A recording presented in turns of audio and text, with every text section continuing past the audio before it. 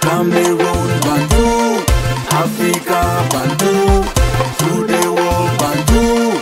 Comprendre le crime, il faut comprendre à qui ça profite. Cette démission profite à un monsieur qui est très mal à l'aise que dans un contrat, qu'on dise qu'on n'accepte pas, en fait, que pour accéder dans les vestiaires, il faut passer par l'entraîneur, par son autorisation. Et il y a un monsieur qui n'est pas très content qu'on fasse des sélections sans qu'il ne soit consulté ou sans qu'il ne dise un mot. Comme ça se fait dans tous les pays où on accepte le professionnalisme. En réalité, la définition de la démission, elle est donnée dans l'article 117 du statut général de la fonction publique. Article 117. C'est un acte écrit qui marque une volonté non équivoque. C'est le principe. Une volonté non équivoque. Ça veut même dire quoi? Concernant pas extraordinaire.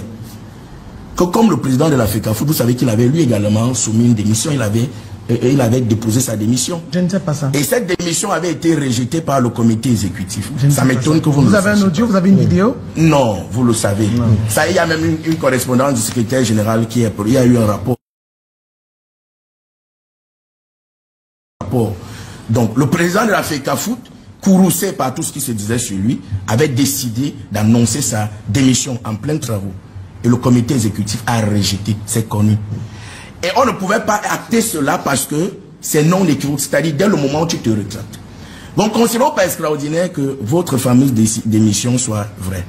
Mais le monsieur Mac Brice, celui que le prétendu, le pseudo démissionnaire, dont la démission en réalité est ourdie, elle n'est pas en réalité voulue.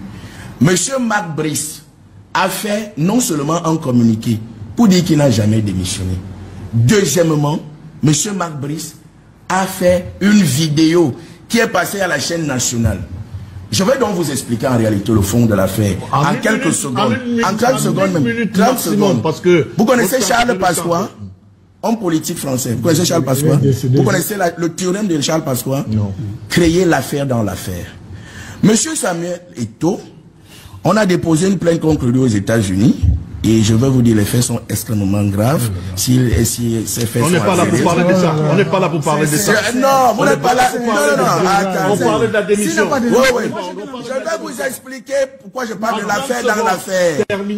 On crée l'affaire dans l'affaire pour ne pas rendre lisible la vraie affaire.